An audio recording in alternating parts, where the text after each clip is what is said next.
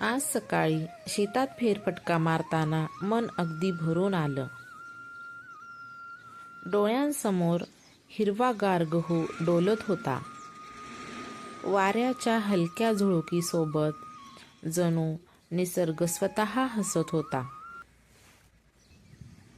लहान लहान फुलांनी झाडं अगदी सजून गेली. हा मोहर म्हणजे शेतकऱ्याच्या आशेचा श्वास. गहू पिकाची वाढ पाहून समाधान मिळतं आणि आंब्याच्या मोहर पाहून पुढच्या दिवसांची स्वप्न उमलतात. हेच तर गावाकडचं खरं सौंदर्य आहे. मातीचा सुगंध, पिकांची हिरवळ आणि निसर्गाशी जोडलेलं शांत जीवन. त्यानंतर सकाळी अंगणात नजरेस पडलं ते म्हणजे रामफळाचं झाड. यावर्षी तर रामफळाच्या झाडाला खूप फळं लागली. लहान लहान हिरवी फळं. फांद्या वाकल्या होत्या आणि त्या झाडाकडे पाहिलं की मन आपोआप आनंदून जात होतं. हे फक्त झाड नाही, तर आमच्या कष्टाचं, काळजीचं आणि निसर्गाच्या आशीर्वादाचं सुंदर फळ आहे. पावसाची सर, उन्हाची झळ सगळं सहन करून आज हे झाड आम्हाला एवढं भरभरून देत होतं. अंगणात शांतपणे बसलेली गाय आणि आजूबाजूला धुक्याचं पांघरून पसरलेली सगळीकडे एक वेगळी शांतता. हळूहळू सूर्य उगवायला लागतो आणि त्या कोवळ्या उन्हात धुकं अलगद विरघळू लागतं. गायीच्या गळ्यातील घंटा हलकेच वाजते आणि सकाळ जिवंत होते. हा क्षण शब्दात मांडता येणं कठीण आहे. सुंदर सकाळ अनुभवून आणि उगवता सूर्य पाहिल्यावर दिवसाची सुरुवात खूप छान झाली.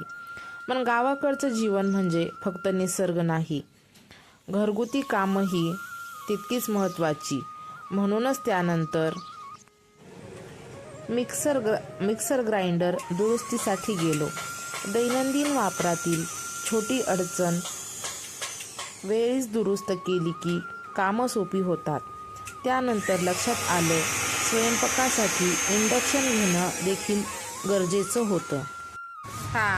म्हणूनच त्यानंतर नवीन इंडक्शन खरेदी केली. कामाला सोयीचं, वेळ वाचवणारं आणि रोजच्या वापरासाठी उपयोगी. गावाकडचं जीवन जरी साधं असलं तरी गरजेनुसार आधुनिक गोष्टीही आपल्या आयुष्यात येतात. असा हळूहळू पुढे जाणारा आपला साधा दिवस. निसर्ग, घर आणि कामाचा समतोल. सगळ्या कामानंतर मनाला थोडी शांतता हवी होती. म्हणूनच गावात असणाऱ्या जगदंबा मातेचं दर्शन घेण्यासाठी देखील आम्ही गेलो.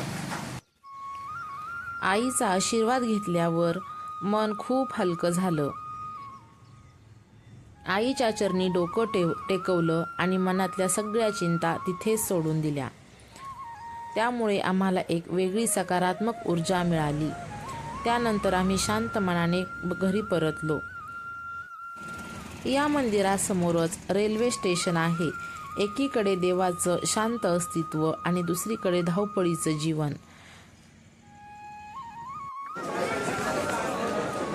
आणि सर्वात महत्त्वाचं म्हणजे त्यानंतर सगळे मिळून हॉटेलला जेवायला गेलो. दोन्ही भाऊ, आई आणि संग्राम सगळे एकत्र. खाण्यापेक्षा जास्त त्या वेळेची मजा होती. हसणं, बोलणं आणि एकमेकांसोबत घालवलेला वेळ. आईसमोर बसलेली, भावांच्या गप्पा, मुलाचं निरागस हसणं हे क्षण खूप खास होते. अशीच असते खरी श्रीमंती. पैसा नाही तर कुटुंब एकत्र असणं. हा दिवस निसर्ग, श्रद्धा आणि कुटुंबाच्या प्रेमाने पूर्ण झाला आणि खूप छान आठवणी देऊन गेला.